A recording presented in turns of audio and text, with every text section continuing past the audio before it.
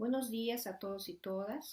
Vamos a iniciar el día de hoy la clase número 6. Me gustaría iniciar por dos comentarios. El primero, que Juan Agulló ha colgado en la plataforma del curso de Claxo la revista América Latina en Movimiento, cuya entrega de julio está dedicada a una discusión sobre la integración en tiempos de incertidumbre.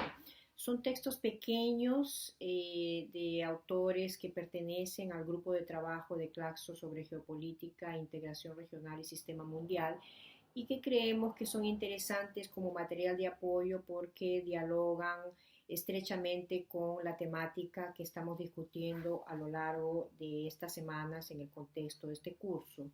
Tenemos, por ejemplo, un artículo de Beatriz Vicio, ella es uruguaya, profesora de la UFRJ, en Brasil, que hace un balance sobre la alianza estratégica China y Rusia y cómo esto cambia el escenario mundial y reconfigura el continente euroasiático.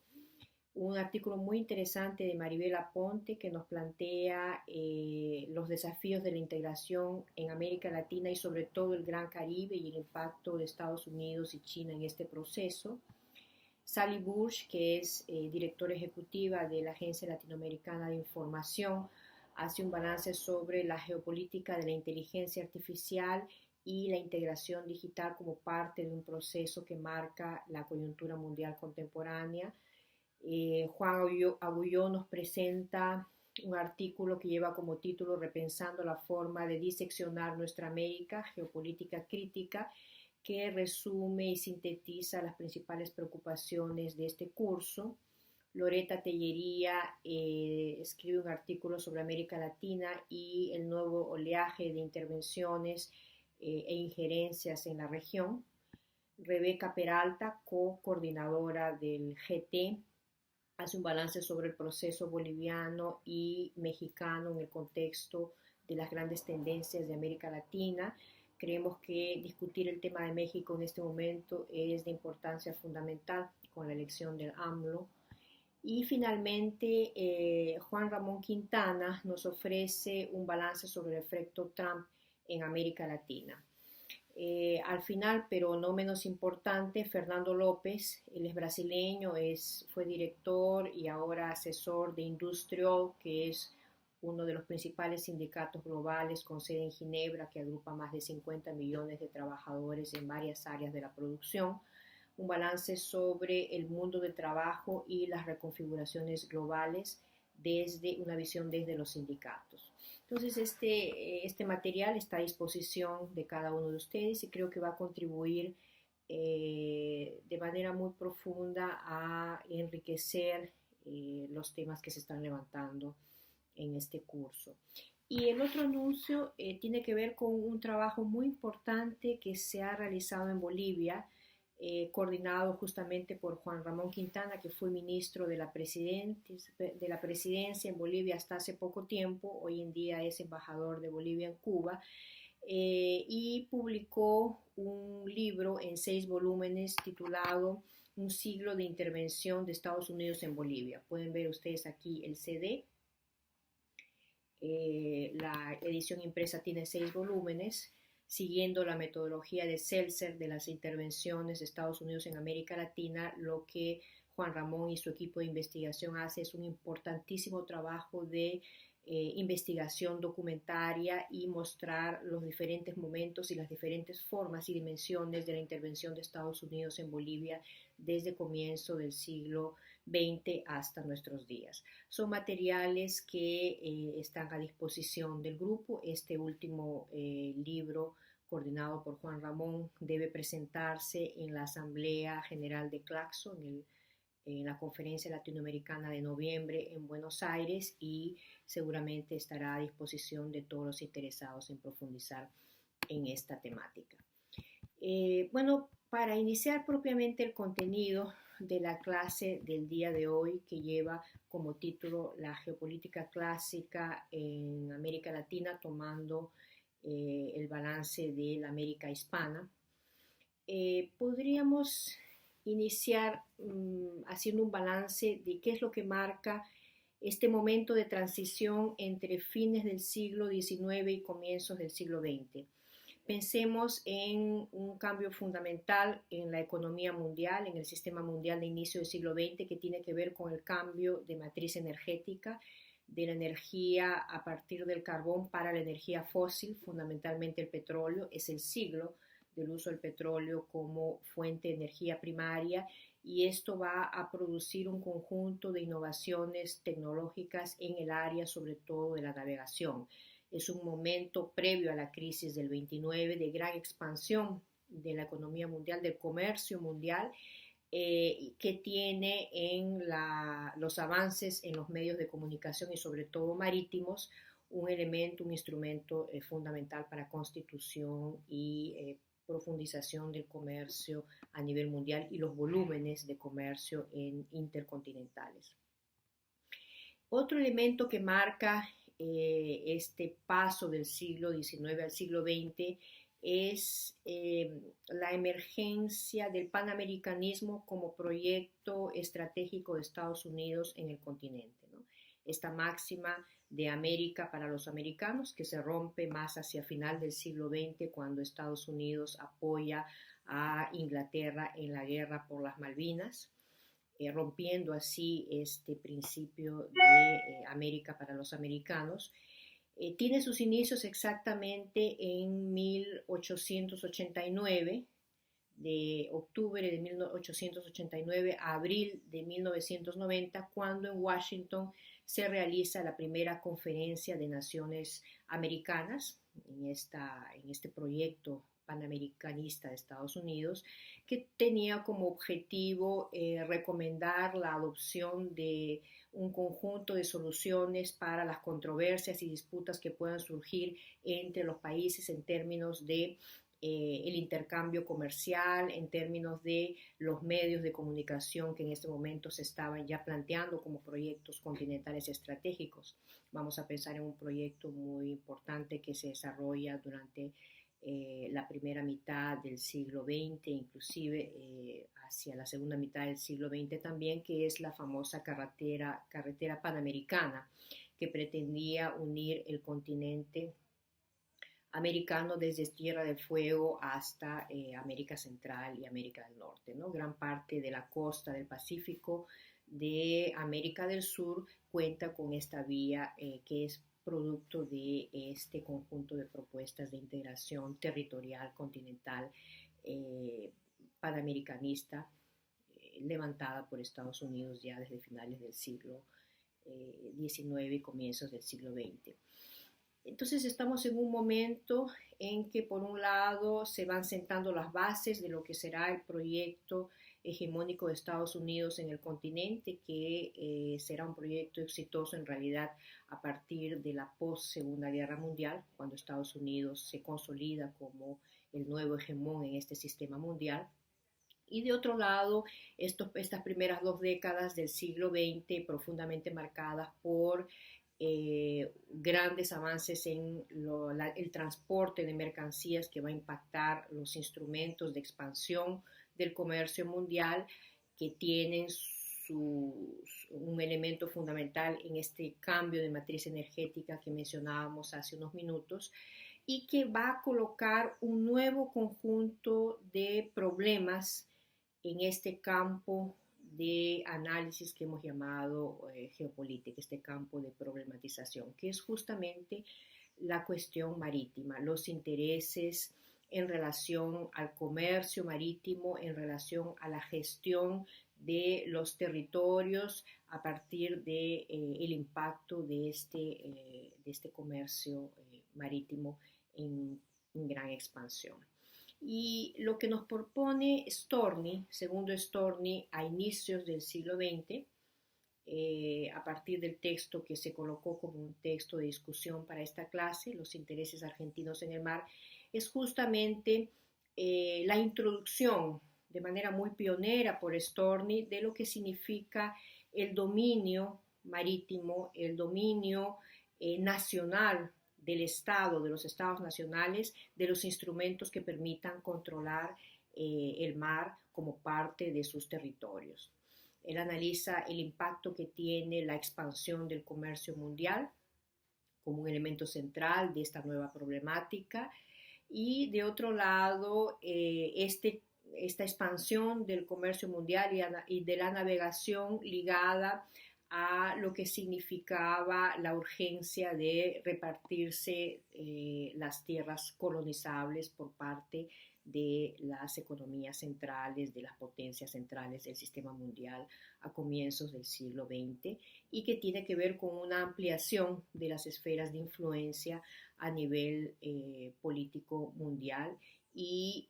tiene que ver también con nuevas orientaciones de las ciencias geográficas y las ciencias sociales en este momento de conformación de una academia que integra como parte de su quehacer cotidiano las diversas ciencias sociales que se van disciplinarizando a lo largo de la primera mitad del siglo XX hasta constituir lo que hoy en día tenemos más o menos como disciplinas en el ámbito de la gran área de las ciencias sociales. Entonces,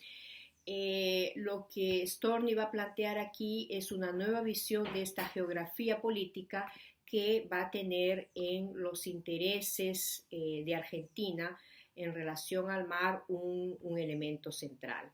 Inclusive él va a ser muy pionero en el balance cuando plantea la tendencia fundamental marítima de las grandes potencias del sistema mundial del siglo XX, ¿no? Es decir, hay una vocación marítima muy importante y dice Argentina no puede quedar fuera de este proceso. Por eso es que él va a plantear como tarea central del Estado argentino no apenas la construcción de una industria de base, no apenas la construcción de una marina de guerra como un instrumento importante de defensa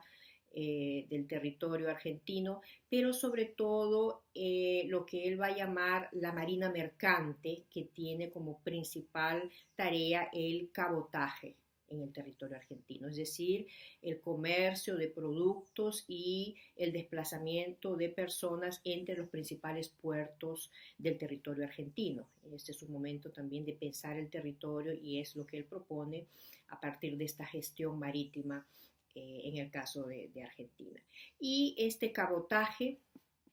él va a hablar también de la importancia de la industria pesquera, de la importancia del aprovechamiento de estos recursos naturales marinos para el beneficio nacional, pero el cabotaje como elemento central de unificación del territorio, de apropiación de los recursos marinos para los intereses nacionales y la posibilidad de tender una amplísima red de comunicación y de comercio nacional. ¿Por qué se va a preocupar tanto del cabotaje como la esfera nacional de la marina mercante como la marina de ultramar? Aquella que va a comerciar con otros países, con otros continentes, que él va a decir, esta marina mercante de ultramar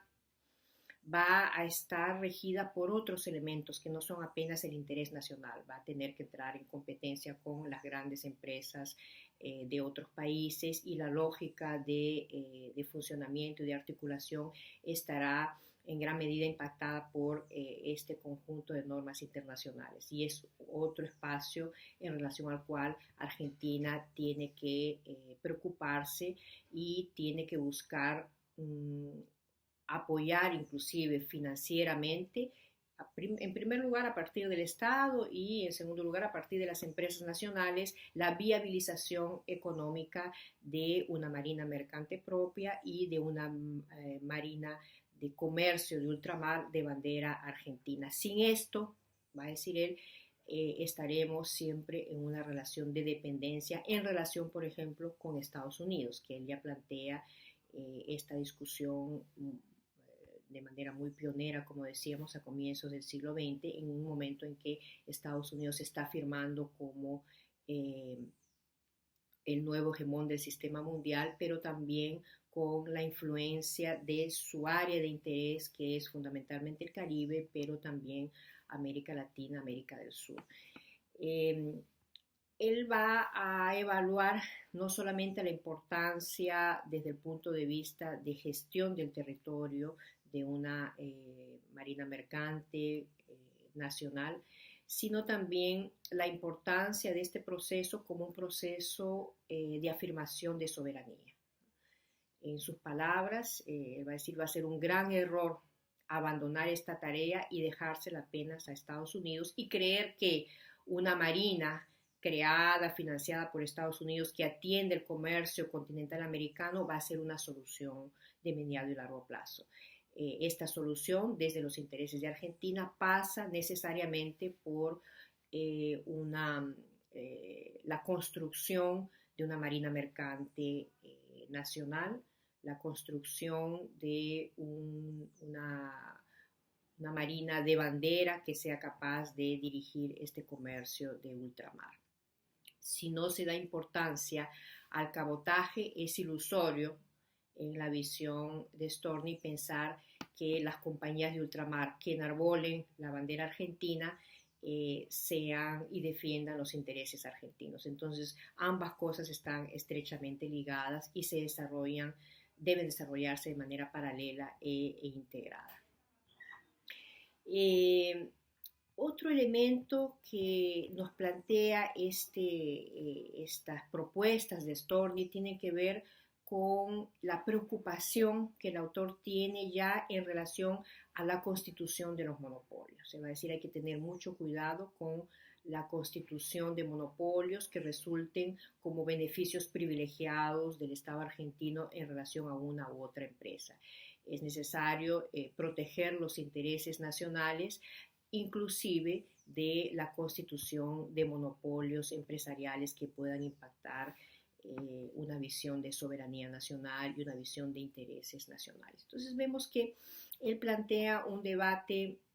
muy avanzado para la época, en un momento en que el continente americano está reorganizándose a partir en gran medida del proyecto panamericanista de Estados Unidos, ya lanzado a fines del siglo XIX, primero con la primera conferencia panamericana de 1889 hasta 1890 y luego en el mismo año de 1890 la primera conferencia monetaria en este ímpetu panamericanista, donde Estados Unidos plantea la necesidad de una moneda americana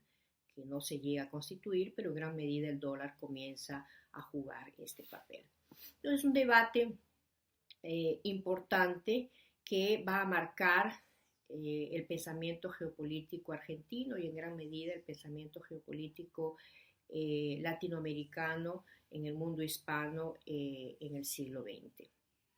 Hoy en día podemos ver que gran parte del comercio mundial se realiza exactamente a partir de una redefinición profunda de las estructuras y los instrumentos de la navegación mundial, del comercio mundial, que es un aspecto del cual Andrés Barrera se va a preocupar en el pequeño texto que colocamos como parte de bibliografía de esta clase, que en realidad es la transcripción de una conferencia que él ofrece en 2005. En este texto él va a sostener una idea clave, que hay un elemento central para estudiar la globalización actual, que son exactamente los procesos de conformación de lo que él va a llamar las fábricas mundiales, que todas ellas organizadas a manera de un gran autómata planetario, va a decir él. Entonces, en este proceso de construcción de grandes fábricas mundiales, o lo que podríamos llamar las grandes cadenas de valor a nivel global, juega un papel muy importante. De un lado, la red informacional, las estructuras tecnológicas para poder integrar estos complejos industriales globales, pero sobre todo, y es a lo que él va a dedicar, a la preocupación central a la cual él va a dedicar esta conferencia, a la red de transporte físico o lo que él va a llamar la red intermodal, que va a ser capaz de integrar el comercio marítimo, el comercio terrestre en todas sus formas, a la lógica de acumulación de la constitución de estas fábricas globales y la forma de acumulación del capital en este momento del capitalismo a inicios del siglo XXI. Es decir, se trata de la capacidad de manejar las mercancías a partir, por ejemplo, de una cosa que parece ser muy simple, pero que ha sido capaz de revolucionar esta interconexión y esta confluencia de los medios de comunicación marítimos, terrestres y aéreos, que son las cajas estándares contenedoras de mercancías, los containers, a través de una estandarización de los containers usados en todas estos momentos de las interfaces de los medios de transporte intermodal o multimodal, es que se va a conseguir una velocidad como nunca antes la humanidad conoció en términos del transporte de mercancías y en términos del comercio mundial. Estos contenedores van a revolucionar los cambios en las carreteras, la ingeniería en la construcción de los túneles e inclusive la construcción de los aviones de carga, de manera que todos ellos sean capaces de mover estas mercancías a una velocidad inédita en términos del comercio mundial. Ningún puerto de enlace en esta malla intermodal va a necesitar entonces de almacenes, porque la velocidad de transporte de las mercancías va a cortar el tiempo de circulación desde los centros de producción o ensamblaje, porque él habla también de las maquilas, ensamblaje de los productos hasta el consumidor final. En ese sentido, los almacenes como espacios de guarda de mercancías van a perder sentido en la medida en que la producción va a ser una producción por demanda, es decir, se produce a partir de la demanda, a partir del consumo, y estos avances en la comunicación y en la red intermodal a nivel global van a permitir una velocidad colosal en el transporte de la mercancía desde el momento de la demanda, la producción, hasta el consumo final, lo que en Estados Unidos se ha dado a llamar just in time, la economía del just in time, que prescinde de grandes almacenes y que se basa en esta capacidad de comunicación entre los centros de consumo y los centros de producción en la forma de articular estas grandes fábricas planetarias. Y estas fábricas planetarias están articuladas y están funcionando en tiempo real. Es decir, la velocidad de la información que es transportada a partir de estas redes, no solamente las mercancías, sino también la información, es una velocidad que llega a la instantaneidad. De lo que se trata, va a decir Barreda, es que estamos asistiendo a inicios del siglo XXI a la conformación de un autómata global, ¿no? Y aquí hace una referencia a Marx en uno de los capítulos del Capital, cuando él dice que los autómatas se articulan en grandes redes de autómatas que producen autómatas, es decir, es la capacidad de los sistemas de actuar de manera independiente y de regularse inclusive, sistemas autorregulados de transporte de mercancías, pero también sistemas autorregulados de constitución de estas cadenas de valor planetarias. ¿Cuáles son los cambios a partir de esta nueva dinámica de la producción mundial y de la constitución de lo que Barreda va a llamar de estas fábricas planetarias? ¿Cuáles son los cambios entre las relaciones centro-periferia? Entre las relaciones no solamente de carácter industrial, pero también de carácter político, geopolítico y de reconstitución de los territorios. Y aquí él va a apuntar para una cuestión muy importante, que es la forma en que opera la lógica de estas fábricas planetarias y cómo esto impacta el mundo del trabajo. Pensemos, por ejemplo, en el conjunto de reivindicaciones locales que pueden ser levantadas por los sindicatos a partir de la forma de operar de una u otra determinada empresa en el marco de estas fábricas globales. Él va a llamar la atención para el hecho de la condición de movilidad de estas fábricas globales, ¿no? Estas fábricas tienen alas, estas fábricas son como los capitales golondrinos, van a buscar las mejores condiciones en los diferentes lugares del planeta para operar y para acumular. Y en el caso de estas fábricas globales, cualquier tipo de impedimento legal o reivindicación de los trabajadores organizados va a representar la posibilidad de que ellos rápidamente muevan sus centros de producción o sus centros de ensamblaje a partir de todo este proceso de las maquilas de un lugar que tiene exigencias mayores, tanto ambientales como sociales, demandas de la mano de obra local, para otros con menos demandas, más baratas, con menos regulaciones en términos sociales y medioambientales. Es decir, hay una cierta capacidad que se amplía de movilidad del establecimiento de los centros de ensamblaje o de producción físicos de un lugar a otro en la búsqueda de obtención de beneficios en términos de un ejército de reserva que permita mantener a niveles bajos, los más bajos posibles, los salarios de los trabajadores, una disminución de la regulación ambiental y social, y esto tiene que ver también, por ejemplo, con los controles financieros, la remesa de lucros de los países donde se producen a los países donde operan las sedes de esas empresas globales, es decir, un conjunto de condiciones favorables. Entonces, esta rapidez con la cual se van a articular y rearticular las sedes de ensamblaje y de fabricación es uno de los elementos que va a marcar este proceso de articulación de una red global, de lo que él va a llamar un autómata global, una fábrica global en la forma de operar y en la forma de gestionar no solamente la base económica de operación, pero también los territorios en los cuales está operando, tanto en la fase productiva como en la fase de transporte y distribución de estas mercancías. Y un elemento importantísimo que él menciona en su conferencia y que realmente ha significado una gran revolución en el dominio del espacio marítimo y del comercio mundial tiene que ver con los barcos fábrica. Es decir, el proceso productivo no termina en el centro de ensamblaje o en la fábrica, sino que continúa durante el tiempo de transporte de las mercancías hasta los centros de consumo. Esto es importantísimo porque los barcos se convierten en barcos fábricas.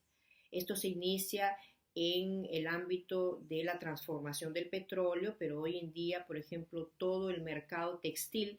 ya opera bajo esta lógica. Llegan a los contenedores, a los puertos, grandes volúmenes de textiles que son debidamente embolsados, empaquetados, finalizados en el barco,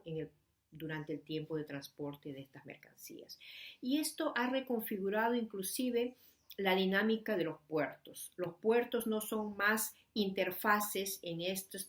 procesos complejos de transporte de mercancías, pero son ciudades-puerto. Ciudades-puerto que tienen un impacto ambiental mucho mayor en la medida en que incorporan al transporte parte de este proceso productivo, que incorporan un conjunto de problemas que tienen que ver con mano de obra portuaria, con mano de obra en alta mar, que tiene que ver con una complejidad de una unidad económica operando no solamente en el transporte, pero también en la finalización del producto que se está transportando. Entonces, este es un elemento que va a marcar el comercio mundial contemporáneo y que va a marcar la forma y las tensiones que surgen en estas ciudades-puertos. Si pensamos, por ejemplo, que la nueva ruta de la seda que China lanza como la principal propuesta en este momento de reconfiguración del sistema mundial y del territorio euroasiático, esta ruta de la seda, esta nueva ruta de la seda, One Belt, One Road, significa, en el caso de la ruta marítima, la expansión hacia África y la construcción de 25 nuevos puertos en el sudeste asiático y en las costas, en ambas costas africanas. Por lo tanto, tenemos en la dimensión marítima y del comercio marítimo una nueva dinámica de tensiones muy complejas en la gestión de los territorios y en la gestión de los países del mar que les corresponde, y esto varía según la legislación internacional, y de los océanos. Este es un proceso donde la construcción de esta fábrica mundial a la cual Barreda hace referencia es un punto de partida de control también del trabajo en el mundo, ¿no? A partir de las redes de aviación que se integran con las redes marítimas y que se integran con los ductos, oleoductos de transporte de recursos naturales estratégicos, sea petróleo, gas, minerales, etcétera, o inclusive recursos hídricos a partir de la necesidad de un cambio de matriz energética para energía limpia y renovable, sobre todo la energía eléctrica. Entonces hay también toda un control de los ductos de los recursos hídricos para alimentar las represas hidroeléctricas.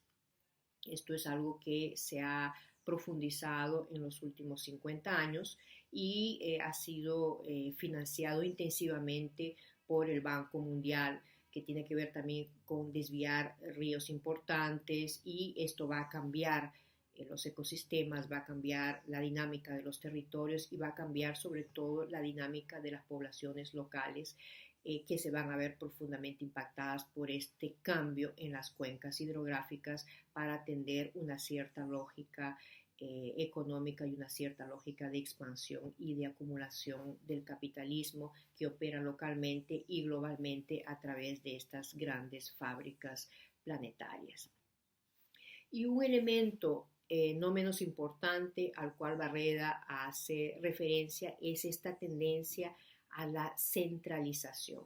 a la concentración, no solamente de diversos sectores económicos, y él va a poner varios ejemplos de concentración de sectores económicos que aparentemente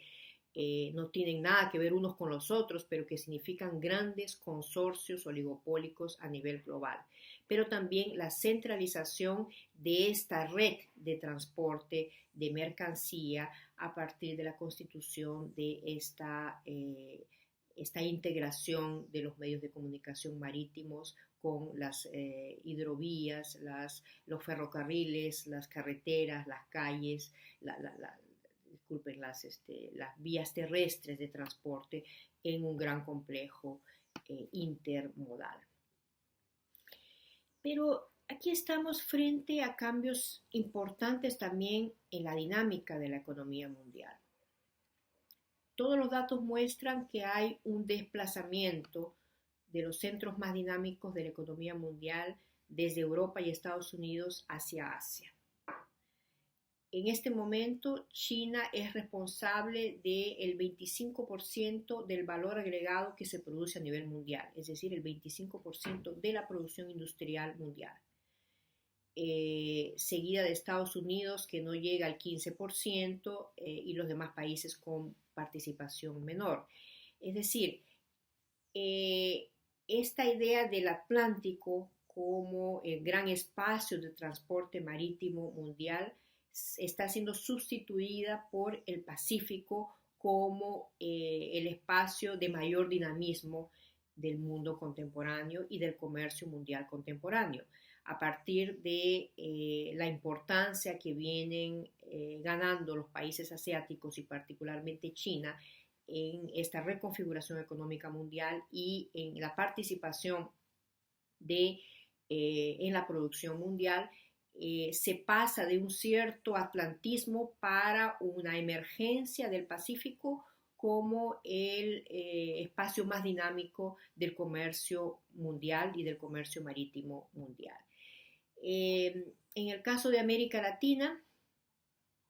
esto tiene que ver con repensar algunas cuestiones claves. Y aquí nuevamente las tensiones entre la visión asiática, particularmente China, en relación a América Latina y la de Estados Unidos. Tenemos, por ejemplo, algunos aspectos que Barreda menciona que son fundamentales. El Canal de Panamá. El Canal de Panamá, construido a inicios del siglo XX, significó un instrumento importantísimo de control geopolítico regional de Estados Unidos, pero también de control del comercio mundial, a partir de la unión del Océano Atlántico y el Océano Pacífico y la posibilidad de evitar todo este largo tránsito del continente centroamericano, suramericano, estrecho de Magallanes, para nuevamente continuar hacia la costa del Pacífico de América del Sur y de Estados Unidos, y pensar en la posibilidad de una velocidad mucho mayor en el comercio mundial a partir del Canal de Panamá. Pero hoy en día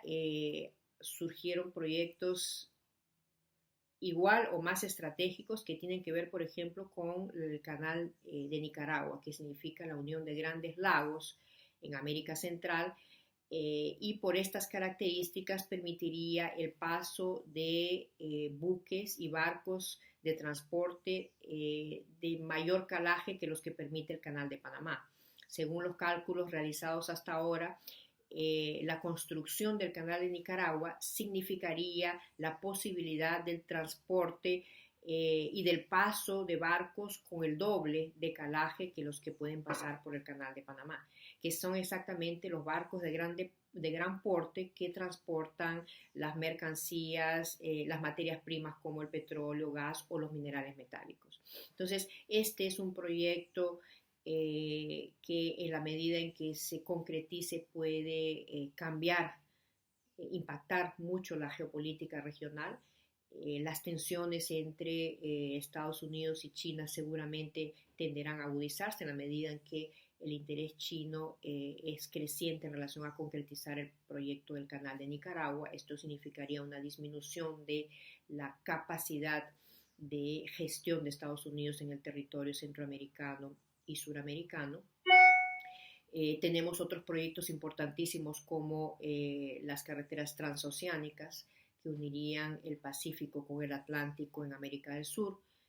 todas ellas pasando por el territorio boliviano, y hemos visto la importancia que tiene el territorio boliviano para todos los autores que hemos trabajado en lo que podríamos llamar la gestión territorial del continente suramericano por su posición central,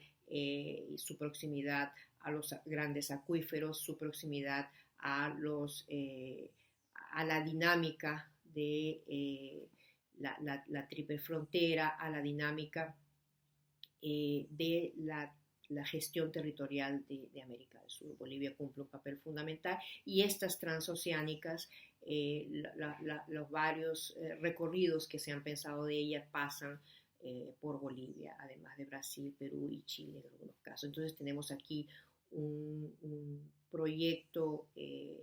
estratégico que va a marcar profundamente el comercio interoceánico, y que va a impactar profundamente desde el punto de vista de gestión de los territorios, desde el punto de vista geopolítico, el continente americano. Y aquí tenemos también el debate con lo que representó el IRSA como proyecto de integración de la infraestructura continental a partir de los intereses de lo que fue el ALCA, la alianza comercial que proponía Estados Unidos y que fracasa hace poco más de 10 años, pero que se mantiene todavía como un proyecto de los famosos corredores de integración para vincular los centros de producción de materias primas con los puertos y aeropuertos para exportación, ¿no? Este fue un proyecto muy apoyado por el Banco Interamericano de Desarrollo, y que atendían intereses que fueron muy diferentes a los que se levantaron a partir de los proyectos de integración de UNASUR y la nueva dinámica que tomó el Mercosur durante los primeros 15 años del siglo XXI. Cada visión estratégica de integración ciertamente produce visiones diferentes también en las formas de integrar los territorios, y esto constituye un amplio campo de disputa política y un amplio campo de disputa y de reconfiguraciones territoriales y sociales también. Entonces, Barreda va a resumir su propuesta en el sentido de que la construcción de este autómata global, como lo va a llamar él, ha tejido redes sobre redes, y que a fines del siglo XXI ha completado esta gran tarea de integrar estas redes a partir de una lógica de acumulación del capital que está dominando la industria mundial, que está dominando las cadenas de valor globales, pero que está marcando también la forma en que los territorios se configuran y se reconfiguran a partir de esta forma de operar de las fábricas globales. Y finalmente, otro aspecto importante que surge en este balance muy rápido que podemos hacer de algunos aportes del pensamiento geopolítico hispanoamericano tiene que ver con la propuesta fundamental de Alberto Mentol Ferré, a partir del texto que ustedes deben haber leído, ¿Por qué la geopolítica? En este texto, en realidad, él va a dar una nueva dimensión a la geopolítica como la capacidad de una conciencia de totalidad de los pueblos latinoamericanos, ¿no? Él va a llamar la atención para esta dimensión de autoconciencia política de pueblos que tienen una historia común, que tienen un territorio común, que tienen prácticas socioeconómicas comunes y que por lo tanto constituyen la base para la constitución de lo que podría ser una conciencia geopolítica común. Y esta conciencia geopolítica común pasa por la apropiación de una cierta idea de totalidad, la apropiación de pertenencia a una totalidad mayor,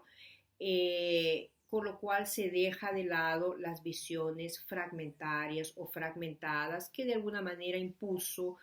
todo el proyecto colonizador español o portugués en el continente latinoamericano. Y aquí hay una visión interesante porque él plantea esta tensión entre los dominadores geopolíticos que sí tienen una visión holística, una visión global del proceso y una visión global de nosotros mismos latinoamericanos, y la necesidad de levantar frente a estos dominadores geopolíticos una geopolítica que nos brinde la posibilidad de construir un nivel de autoconciencia regional a partir de una apropiación, podríamos decir, soberana de lo que es nuestra América, nuestro territorio, nuestra historia común, nuestra geografía común. Tal vez uno de los aspectos más marcantes de esta visión fraccionada que prima en América Latina tenga que ver, por ejemplo, con la visión que se tiene de la Amazonía. Es muy común en un país como Brasil pensar la Amazonía como Amazonía brasileña, y la Amazonía se inicia y se acaba en Brasil para los brasileños. En el caso peruano, que es un país proporcionalmente más amazónico que Brasil, porque mayor cantidad de territorio en relación al territorio total del Perú es amazónico, también se piensa en la Amazonía como la Amazonía peruana, con las características que tiene una Amazonía, como lo llamamos en el Perú, alta, de selva alta, es decir, la Amazonía nace en los Andes, la cuenca hidrográfica amazónica nace en los Andes, y la Amazonía peruana es muy diferente a la Amazonía brasileña, pero está profundamente integrada a partir de ecosistemas complejos y cuencas hidrográficas que se extienden de los Andes hacia el Atlántico, que incluye todo lo que es la gran extensión al norte de Brasil, que se integra con Venezuela, con Colombia, con Ecuador, con Bolivia. Es decir,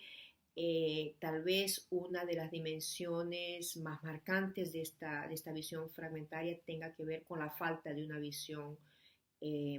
totalizadora de la Amazonía como gran complejo de biodiversidad y de ecosistemas complejos del continente americano. Y lo mismo podríamos pensar en relación a las cuencas hidrográficas, en relación al espinazo andino, en relación a otros aspectos del continente suramericano que dan cuenta de una integración profunda de territorios, pero no solamente de territorios, de culturas, de poblaciones locales, de matrices lingüísticas milenarias que forman parte de esta acumulación al mismo tiempo histórica, social, política, geográfica y geoeconómica. Yo estoy segura que hay mucho más proximidad, por ejemplo, entre las regiones de frontera amazónica, entre Brasil y Perú, con una lengua común, con elementos culturales comunes, de los que puede haber entre San Paulo y Lima.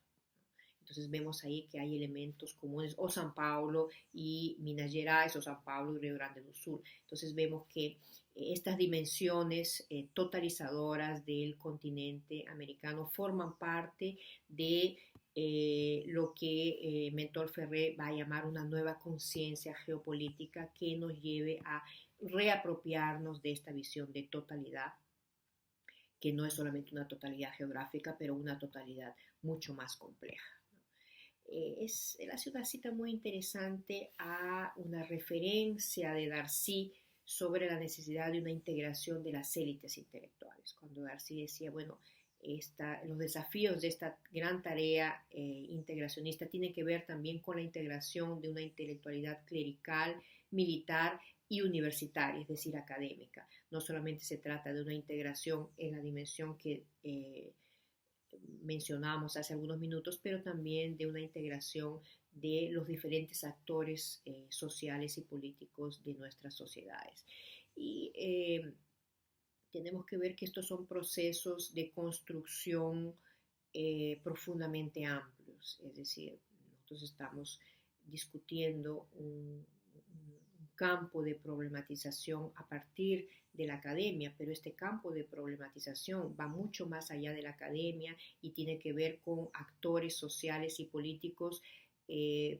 muy dinámicos en estas reconstituciones, en estas reconfiguraciones y que se están apropiando también de este debate de manera muy intensa. Entonces, esta idea de la conciencia de totalidad reapropiada es un aporte muy interesante de Mentor Ferré para pensar lo que puede ser una geopolítica crítica en América Latina, muy marcada por lo que autores como Anester Ceseña y otros van a plantear en lo que se refiere a una dimensión de disputas, de visiones hegemónicas y contrahegemónicas, de visiones de dominación y de visiones de emancipación en nuestro continente. Bueno, creo que con estos elementos tenemos algunos aspectos nuevos que se están introduciendo para enriquecer el debate de lo que serán las últimas aulas más focadas en lo que puede ser una geopolítica crítica a partir de América Latina en el contexto de los desafíos de profundos cambios del sistema mundial contemporáneo. Gracias por su atención.